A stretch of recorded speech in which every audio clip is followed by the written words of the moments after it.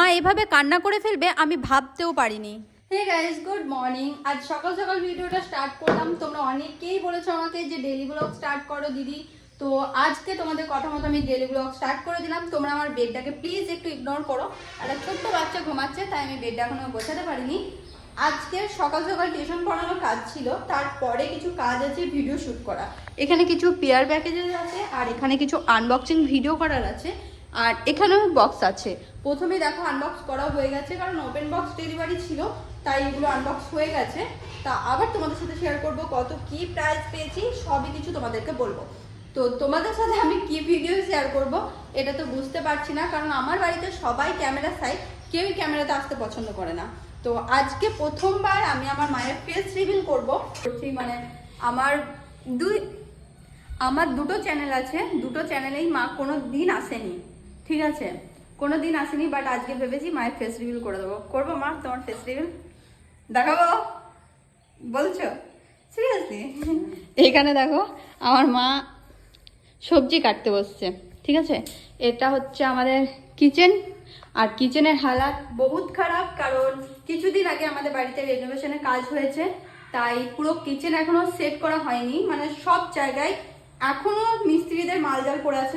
যেরকম কাবার্ডে দেখাই, কাবার্ডগুলো করা হয়েছে কিন্তু কাবার্ডের ভিতরে দেখো এখনো তার ভরা আছে। তাই আজকের কাজ হচ্ছে এই কিচেনটা ডেকোরেট করব। সমস্ত যা জিনিস আছে বের করব, বের করে কিচেনটাকে ফিট করব, তাই তো? তাই সত্যি? ওকে। আর একটা কাজ আছে, ওটা হচ্ছে আনলাতানি কাপড় একদম বিচ্ছিরি ভাবে রেখেছি, যে কেউ দেখলে বকা দেবে, ঠিক আছে। তো চলো প্রথমে এই কাপড়গুলো আমি গুছিয়ে নিই।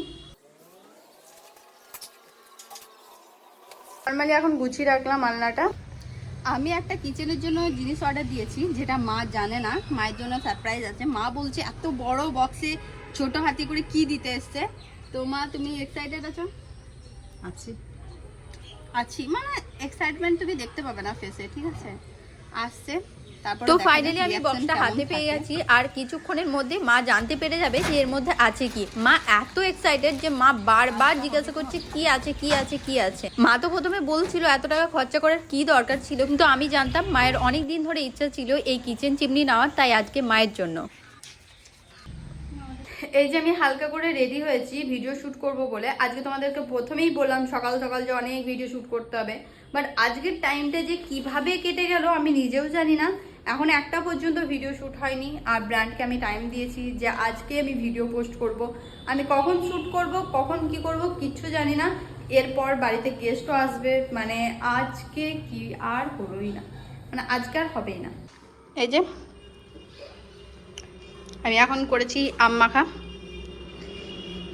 সরি গাইস, আমি আর ব্লগটা কন্টিনিউ করতে পারিনি দুপুর থেকে। আমার ছোট পিসি এসছে আমাদের বাড়ি, তো ছোট পিসি এখন আমাদের পুরাতন বাড়িতে গেছে, তাই আমি আর ব্লগটা কন্টিনিউ করলাম।